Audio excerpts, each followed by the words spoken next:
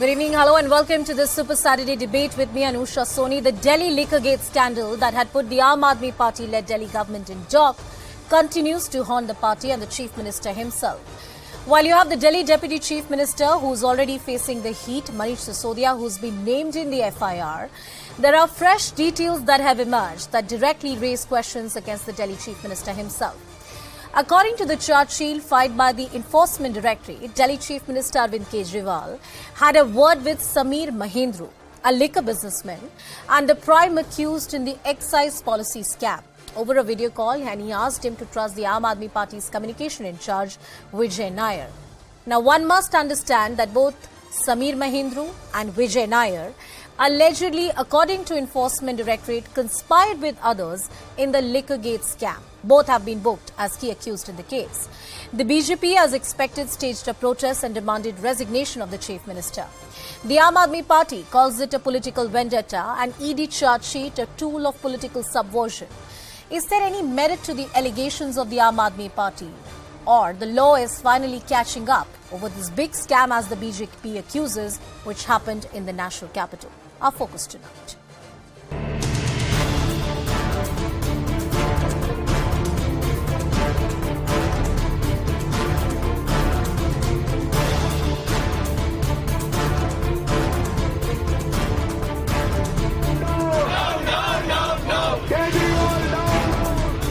जो मुख्य आरोपी है विजय नायर, सी अरविंद, उन्होंने केजरीवाल का नाम लिया।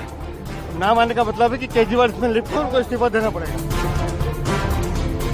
ईडी जो है भ्रष्टाचार खत्म करने के लिए थोड़ी केस करती है। ईडी तो केवल एमएलए, इन लोगों की सरकारों का एमएलए खरीदने के लिए, एमएलए तोड़ने के लिए, सरकारें बनाने के लिए, सरकारें गिराने के लिए इस्तेमाल किया जाता है। तो ईडी की चार्जशीट एक पूरा फिक्शन है।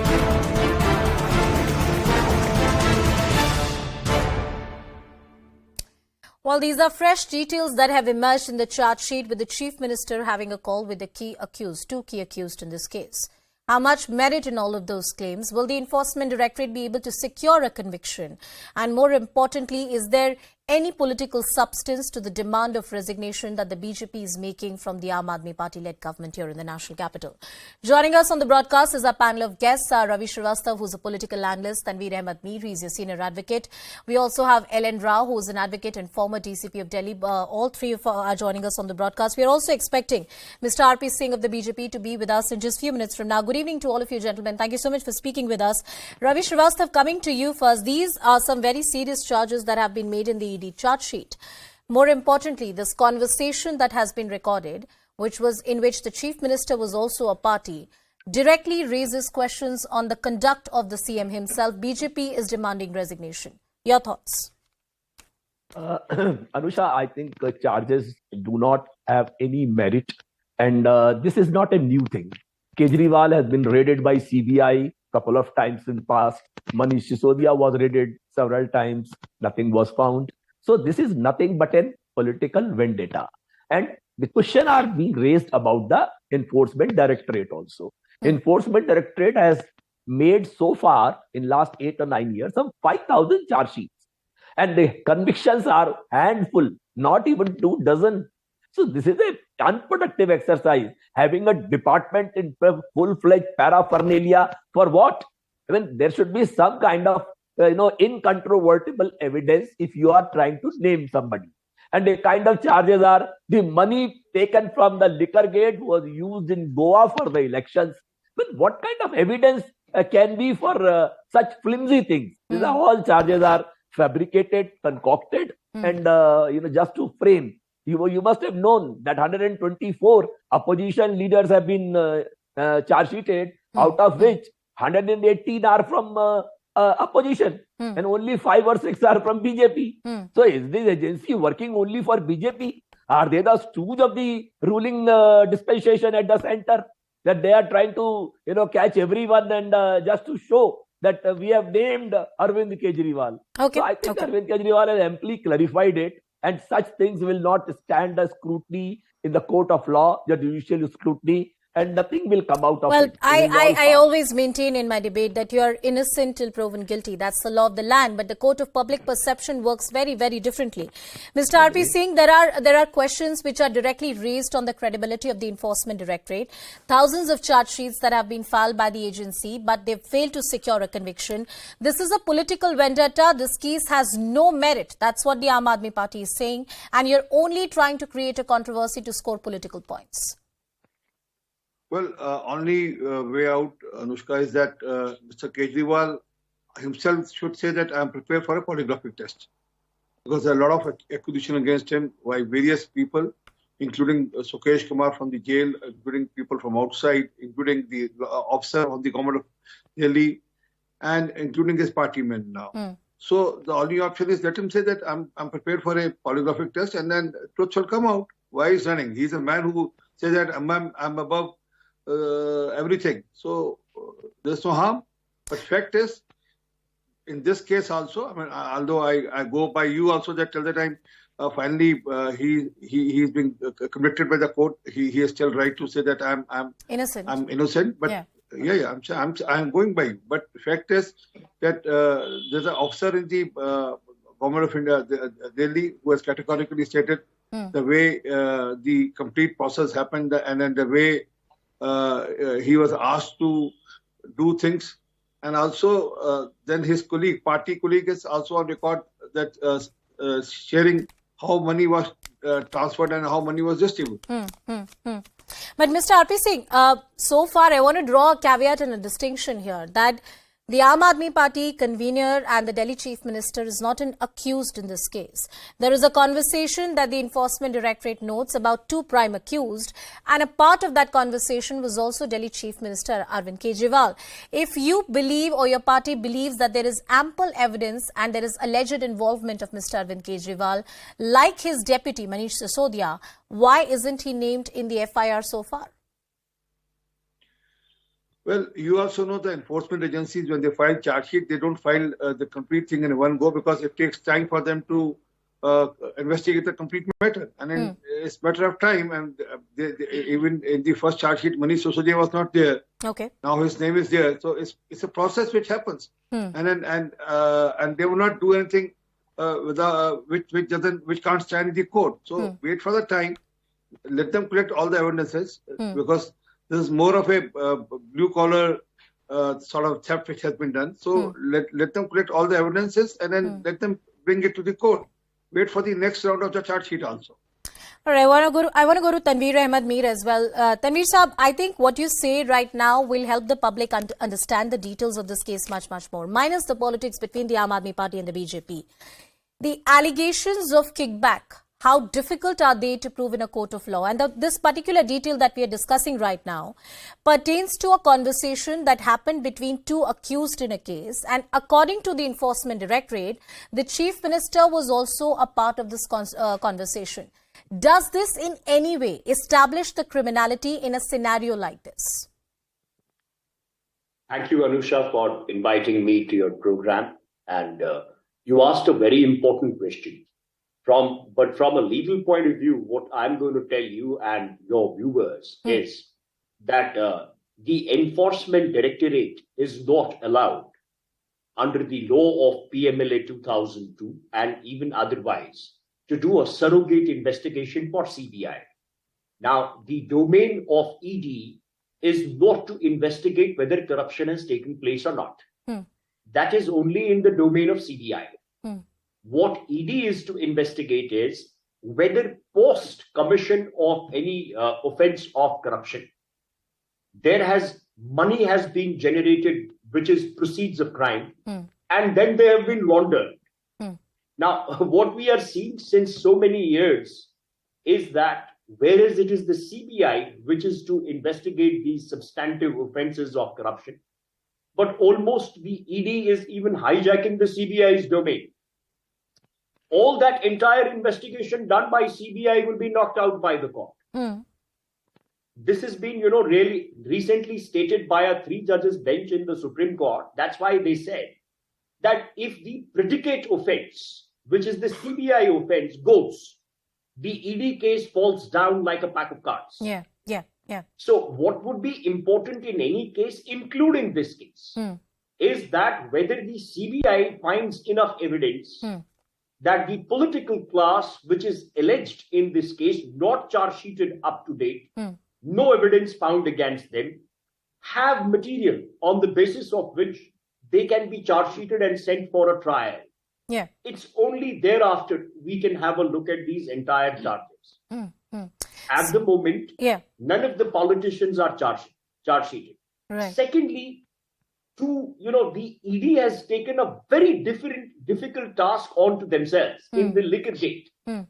Now, since I am retained as a lawyer in Liquorgate myself, I know it very well that they've taken a very difficult task.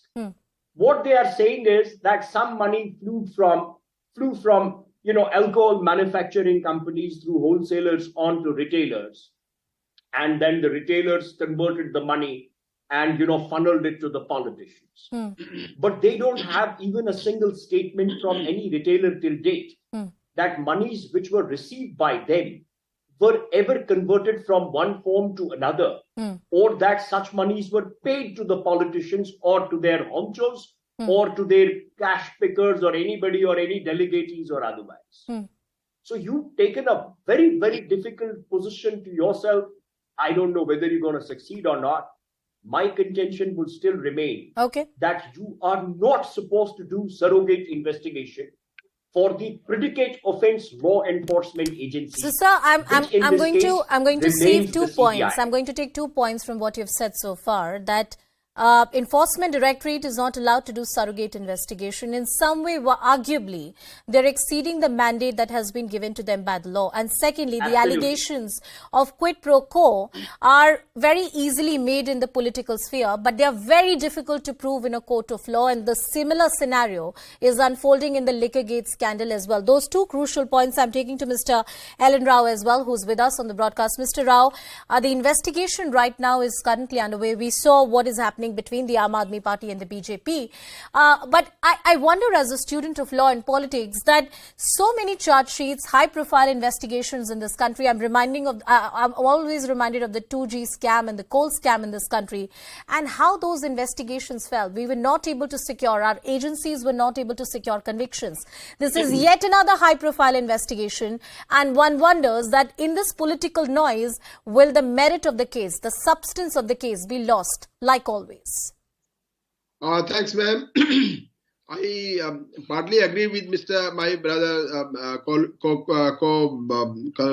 debater, Mr. Tanveer Ahmed B. There are two agencies here in that, CBI and ED. There are two agencies. CBI's role is just to investigate cases on the corruption charges, and ED's case are to be investigated by the PMLA cases, money laundering cases. Now, as you rightly said, rightly asked this question, that why these cases are not being proved in the court. That is really a matter of concern for these agencies, especially these ED, CBI or Delhi police even, because so many charges have been filed. But there are so many, either they are discharged or by acquittal in most of the cases. This is really a concern that why these charges have not been properly investigated. It all depends upon the investigation and the evidence available on record. What type of evidence has been collected by the investigating agencies? Why these are failing in the court? That is most important and a matter of concern. Now, that matter that even in the previous cases also, which has been politically motivated, like you said that is other cases involving that 2G scam, coal scam, various other high-profile investigations. Yeah. So in these cases also, the investigators could not get desired results in the court, because our courts are very much strict about the evidence. Whatever evidence is available, they are. That's called that's why we call that judiciary is independent, irrespective of any political pressures. They do whatever is correct in their perception, that what they feel that Okay. During trial, what are the evidences are available? I mean, in that? eventually, it's the courts of this nation that have saved the due process and the concept of justice. I mean, in political discourse and in the battle of perception, often the details are lost. Mr. Singh, I'm coming back to you. You rightly pointed out that the investigation is still underway. Different details are going to emerge. People are being questioned and investigated. I remember there were hundreds of raids that the CBI and ED had conducted at different locations. So far in the liquor gate, it's only the small businessmen who were involved compared to the kinds of the Chief Minister and the Deputy Chief Ministers, and perhaps the media in charge of the Aam Aadmi Party who have been booked by the agency. No high-profile arrests have happened in this case so far. If this corruption scandal allegedly goes to the office of the Chief Minister, as alleged by the BJP, are we likely to see more action coming in from the CBI and the Enforcement Directorate? Is that your hope and understanding? Well, I differ here with you that there's no high-profile people involved in this case. The key man, the key conspirator is the media advisor and then the man who used to run the complete show from the back end of the Kejriwal and the Aam Aadmi Party government. He himself is under arrest and then he himself has committed a lot of things. But that point aside, I mean, remember, he was allocated a Sarkari bungalow, a minister's bungalow in Delhi by the government, by Delhi government. He was staying in Mr. Gehlot's bungalow, and Mr. Gehlot has vacated the bungalow for him. So you can understand whether he is key or not, whether he is high profile or not. Yeah. So he is quite high profile, and he has committed a lot of things, and he's admitted a lot of things. And also, there is a Dainik officer who has given a lot of clues and leads and how things were forced upon, how the rules were thrown in the dustbin, and the administration was forced to do things against the rules. So it's just a matter of time. Wait for time, and I'm very hopeful.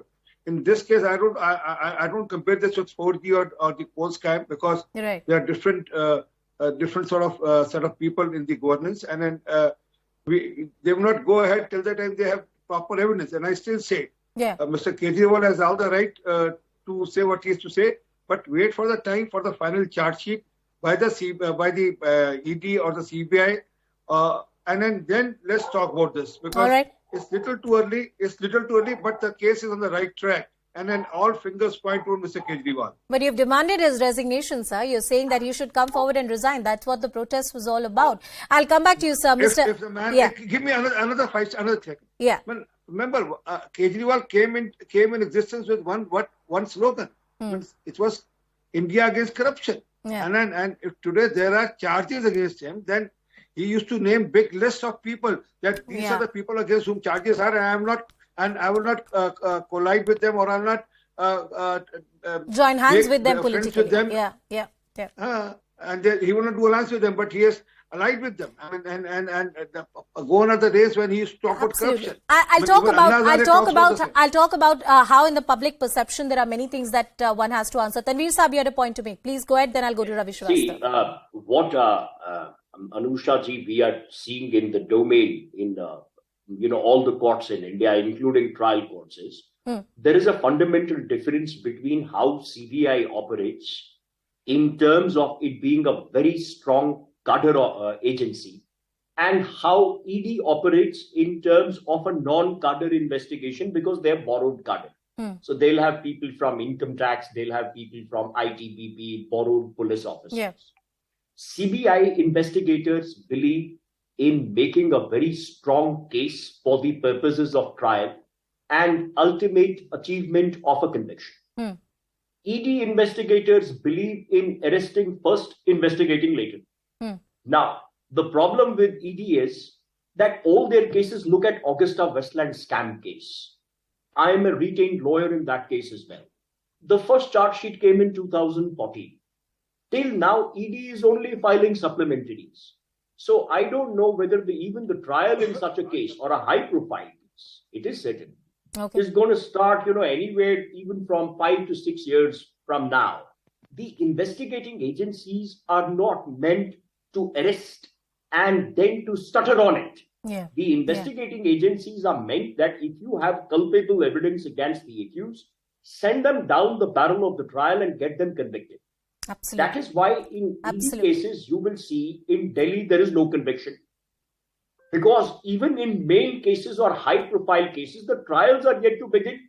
because you are investigating in I perpetuity. think Tanvi sir, that's a thorough reality check that you've given for the investigating agency. I've last 1 minute on the show. Ravi Srivastava, a quick point from you, and then I have to wrap up.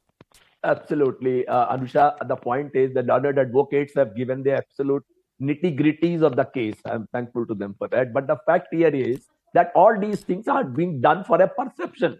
If you recall, the inquiry is going on for last 5 months, 5 or 6 months. And they create a perception that Kejriwal is involved in this, involved in that, before Gujarat elections, before other elections, just to show people that, look, this man is corrupt and he has done this kind of mischief and all. This is only perception building. Ravi Srivastava, I'm sorry I'm interrupting you, but you know that there was a point that was made by RP Singh, and that was right, that perception is a double-edged sword. Based on the same perception, the Aam Aadmi Party was formed. India Against Corruption, that movement was started and taken off in this country. And Sab Chor Hai was the slogan that was given by Arvind Kejriwal. So perception is a double-edged sword. If there are questions that you will raise on others, the questions will be asked to you as well. But I have all the hopes on the investigating agency, despite the reality check that we have got from the esteemed lawyer on the panel. We hope that in this particular case, there are no, infinite charge sheets that are filed, or there is no long time that is taken, and whoever is guilty, irrespective of the position and power they occupy, they are nabbed by the law. With that, it's a wrap from my side. I thank you all, gentlemen, for joining us on the broadcast. Thank you so much for your time, and thank you for joining us on the show. Right now, there's some latest news coming in. Let's go to that. And amid the ongoing tussle between the Supreme Court and the executive over the appointment of judges, the centre today has cleared the name of 5 new judges for the Supreme Court of India, and the warrant for the same has been issued today. That's the word coming in. Ananya, 5 more judges for the Supreme Court. Well, definitely, Anusha, and these are Mr. Pankaj Mithal, who is the Chief Justice of the Rajasthan High Court currently, Sanjay Karol, who is the Chief Justice of the Patna High Court currently, P.V. Sanjay Kumar, the Chief Justice of Manipur High Court, Asruddin Amarullah, Judge Patna High Court, and Manoj Mishra, Judge Allahabad High Court, who've been elevated as the judges of the Supreme Court. But what is very, very interesting, Anusha, at this point of time is, though there is a perception that is going on about that these names have been cleared after the Supreme Court had some strong words for the central government, sources privy to this development have told CNN News 18 exclusively that these elevations go through a lengthy process of approvals, including that of the president, who can't be put under a particular timeline to respond to these, collegium recommendations and to approve them, and that these orders are not issued under any pressures. But since the process was complete, since all of the approvals were there, all of these judges have now been cleared to be the judges of the topmost court of the country. So definitely, and this is going to bring down the vacancies of the top court to just 2 judges, and in fact, the sanction instead of the sanction strength. And definitely, this would be a big boost for the Indian judiciary, at least the topmost court of the country, and would definitely affect the pendency of the cases when it comes to more benches of the Supreme Court coming in. And we might see that more and more constitution matters are also taken up, because remember that constitution benches are in combination of 5, 7 or 9 judges. Well, this appointment of 5 judges at the Supreme Court comes at a very critical juncture when the tensions between the centre and the Supreme Court collegium are at an all-time high. We know the appointment of judges and the manner around it, the collegium system, that continues to be a bone of contention. Well, with that, it's a wrap on this edition. Thank you for watching.